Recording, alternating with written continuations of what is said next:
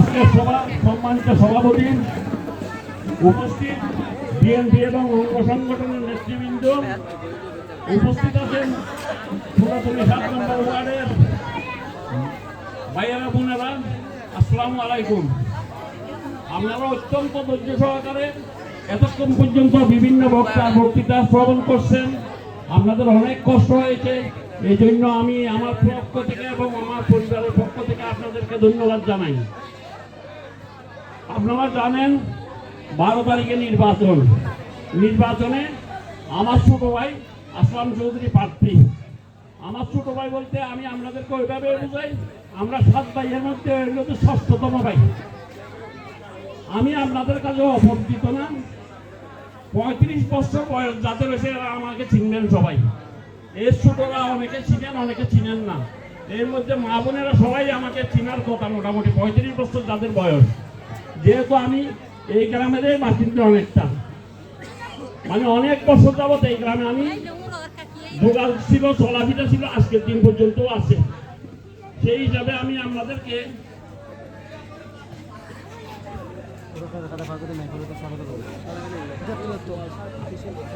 কাছে জানাই, যেহেতু নির্বাচন আসছে, সুতরাং আসলাম চৌধুরীকে আপনারা ভোট দিতে যাবেন কেন?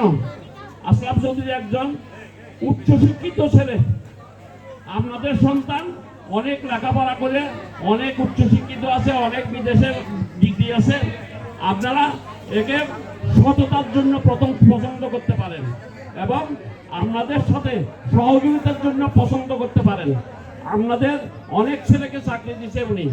আপনাদের লেখাপড়ার স্কুলের মধ্যে, প্রত্যেক স্কুলের মধ্যে বৃত্তি প্রচলিত করছেন এবং ভার্সিটিতে যাওয়ার জন্য আজকের দিন পর্যন্ত ওনার বাস দিচ্ছে অনেকগুলা। সুতরাং আপনারা একজন শিক্ষা অনুরাগী হিসেবে, একজন আপনাদের সাথে সবসময় সহযোগিতা করে হিসেবে ওনাকে ভোটটা দিতে পারেন। তার চাইতেও সবচাইতে বড় আবদার হলো যে আমরা আপনাদের প্রতিবেশী হিসাবে আমার যদি খাবার না থাকে, আপনার যদি খাবার থাকে, আমাকে একবেলা খাওয়াইতে হবে। এটা প্রতিবেশীর কর্তব্য। যদি আমি একবেলার উপর হয়ে যাই, আপনার থেকে আমাকে খাবার দিতে হবে। সুতরাং আমার প্রতিবেশীর কাছে ভোট আছে, আমি ভোট অন্য জায়গায় চাইতে যাব পরে, আগে আমার প্রতিবেশীর কাছে আমি চাইয়ে নেব। যেহেতু আমার প্রতিবেশী আমার জন্য যতটুকু করবে, অন্যের জন্য ততটুকু করবে না। আমি আশা রাখবো আমার ভাইয়েরা, যাদের আত্মীয় স্বজন, সীতাকুণ্ড থানা এটা অনেক লম্বা, 32 কিলোমিটার থেকে 35 কিলোমিটার লম্বা। এখানে আমাদের অনেক আত্মীয় স্বজন হয়েছে। কারো ছেলে বিয়ে দিয়েছেন, কারো মেয়ে বিয়ে দিয়েছেন, কারো ভাইয়ের সাথে কারো বন্ধুত্ব আছে, কারো মা খালার সাথে আরেকজনের বোনের সম্পর্ক আছে, কারো আত্মীয় স্বজন আছে, কারো বন্ধু বান্ধব আছে, কারো বান্ধবী আছে। আপনারা প্রত্যেককে, এখন মোবাইলের যুগ, আপনারা একটা ফোন করে বলতে পারেন আমার এলাকায় একজন উপযুক্ত ছেলে আমরা নির্বাচনের জন্য, আমি সংসদে পাঠানোর জন্য দাঁড়া করাইছি, তোমরা একটা করে ভোট দাও। তাহলে এইভাবে যদি একজনে যদি 4-5টা করে যদি ভোটের কালেকশন করেন, তাহলে অনেক ভোট হয়ে যাবে। আমি বুঝি না কোন দল কে করে, এটা আমার দরকার নাই। আমি আমার প্রতিবেশী হিসাবে আমার প্রতিবেশীর হক দিতে চাই। আপনারা আমার প্রতিবেশীর হক দিবেন কিনা বলেন? আপনারা যদি আমার সাথে ওয়াদাবদ্ধ হন, তাহলে আমরা অবশ্যই কামিয়াবি হাসিল করতে পারবো।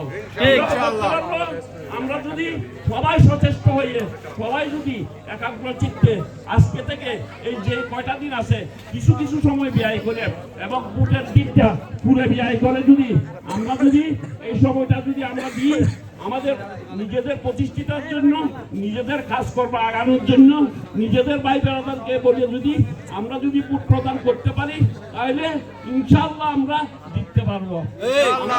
মা বোনদেরকে অত্যন্ত সজাগ থাকতে হবে। প্রত্যেক দিনই তো টাকা কামাই করেন, বোনের কামাই করেন, মেয়েরও টাকা কম কামাই করে না, ছেলের কম টাকা কামাই করে না। একদিনের জন্য আপনারা টাকা কামাই বন্ধ করবেন। আমি আশা রাখি ওই দিন কামাই না করে বোনেরা সকালবেলা যাইয়া, যদি দূরও থাকতে হয় আপনাদের খুব কাছাকাছি, সুতরাং আপনারা সকালবেলা লাইন ধরে আপনাদের ভোটটা অনেকদিন পরে দিতে পারতেছেন। 17 বছর পরে আপনি ভোট দিবেন। সুতরাং সকালবেলা ঈদের মতো আমেজ করে দেয়া ভোটটা দেওয়ার জন্য চিন্তা করবেন। যদি মনে করেন কি অনেক ভোট তো দিতেছে, আসলাম তো হয়ে যাবে, তাহলে মস্ত বড় ভুল করবেন। দুজন যদি প্রার্থী থাকে যদি সমান সমান হয় তখন আপনার ভোটটা না দেওয়ার জন্য আপনি আফসোস করে মনে দেবেন। সুতরাং আপনি চিন্তা করেন ওই আপনার ভোটটার মূল্য তখন কত হতে পারে। সুতরাং আমরা ওইটা আফসোস না করার জন্য যাইয়া সব জ্ঞানে আমরা প্রথমে ভোটটা দিবেন। বিশেষ করে মহিলা ভাই বোনদেরকে বলবো, মহিলা খালাদেরকে বলবো, আপনারা একটা দিন একটু ঘুমের মধ্যে কষ্ট করে সকালবেলা নামাজে উঠলে নামাজের পরেই ভোটের লাইন ধরিয়া ভোটটা দিয়ে আসা পরে দিয়া ভাইয়ের জন্য চা রান্না করবেন, আমার খালুর জন্য চা রান্না করবেন।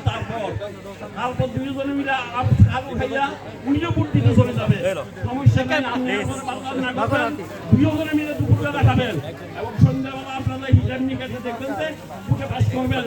আর যদি আলসেমি করেন, যদি আপনারা ভোট দেওয়ার জন্য যদি সবসময় যদি আলসেমি করে যেভাবে ঘুমে থাকেন ওইভাবে যদি ঘুমে থাকেন, আলসেমি করলে আপনাদের ভোট দেওয়া হবে না। সুতরাং আমি আপনাদের কাছে বিনীত অনুরোধ করব, আমার পড়োশী হিসাবে আমি বাসিন্দা হিসাবে আমার ভাইয়ের জন্য একটা ভোট আমি প্রার্থনা করতেছি। সবাই একটা করে ভোট দিয়ে আসবেন ইনশাআল্লাহ ধানের শীষের মধ্যে। আমি বলি এই যে ধানের শীষের ভোট, এটা ধানের শীষের আগে এটা একটা উপযুক্ত লোক ছিল যিনি জিয়াউর রহমান ছিলেন, এটার প্রতিষ্ঠাতা, উনি জমি নির্মাণ করে গেছেন। আমরা খালেদা জিয়া গণতন্ত্রের মা, উনি বৃক্ষরোপণ করে গেছেন, শস্য রোপণ করে গেছেন। তারেক রহমান উনি পরিচর্যা করছেন, এখন ফসল হয়েছে, ফসল আপনাদেরকে ঘরে উঠাইতে হবে।